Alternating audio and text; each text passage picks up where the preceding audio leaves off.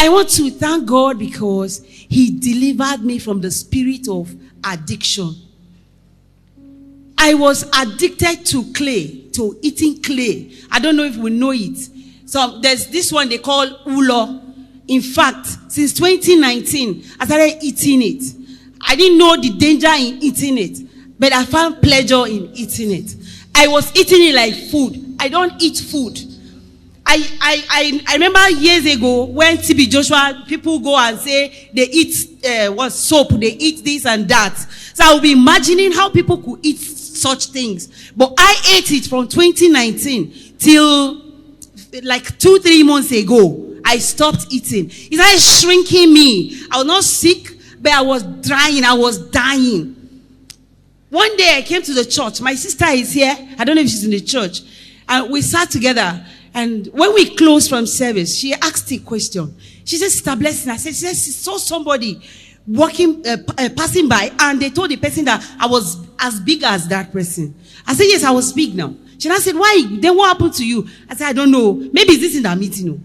She said, stop eating it now. She was just begging me. I said, it's okay, I've heard, I will stop. But I could not stop. I tried my best. I tried my power. It didn't work. I kept pressing. It doesn't. I will tell myself I will not eat it again. In fact, in my house, I don't have problems in the house. The only problem I have in the house is the clay. If my husband sees me eating clay, I will be stealing it like a baby. They will catch me and throw it away. In fact, they have to be monitoring me. Until one day, I called my father. And we were talking, my daddy. And I said, after all our discussions, before we ended the call, something said I should talk, because I was even ashamed of myself. Going out became a case. Because if I'm going, people will be looking at me. And I'll be wondering why they are looking at me. I didn't know I was so bad. That's just the truth. I never knew I was this bad. You know, there's a way, they say your mirror tells you who you are. With the mirror self, I don't know. I was just there. I was just going. So that day, I had to confess because it was very difficult. So I just said, Daddy, he said, yeah, I said, please, I want you to pray for me. He said, okay, what is it? I said, please, I want you to pray for me against the spirit of addiction. You are addicted? Addicted to what? I said, clay. I then described the type I was eating. He screamed, how comes? And I told him. He said, okay, I will tell you one truth. The truth is this. Anybody that tells you that they will pray for you to stop addiction and it stops is a lie.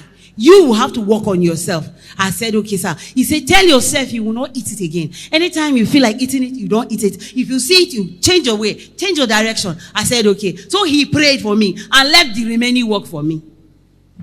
And then I told myself, let me get the load now. So I have to work on myself.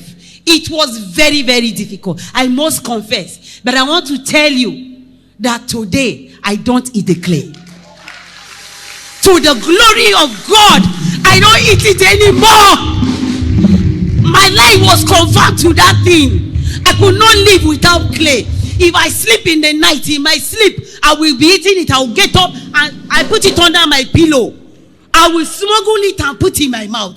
My husband will catch me eating it. What are you eating? If you see me eating it, you think I'm eating bone. You think I'm eating meat. It's sand. You'll be hearing chorus, and I'll be enjoying it. I will drink water, and I'm okay. But I am dying. I went for a checkup. I did a general checkup. And when they checked, vitamins, you don't finish. And all the nutrients, everything, every good thing I'm eating was never working in my body. All the vitamins were not working. Everything is dead. Then they discovered lead, I don't know, medicals, the LEAD. They say that's what they use in embalming the dead. That is what they found in my body. Why? Because I was eating clay. I was using my mouth to chop the dead. Hallelujah. But I want to tell you that there's a God in the house. There's a God in this house. And he has used his servant, my father. My father, I call him Papa. I call him, I don't know what to call him again. I love him so much. I love him so much because God has, I don't know what would have happened. I've gone through a lot. I have gone through a lot in this life. But he kept standing.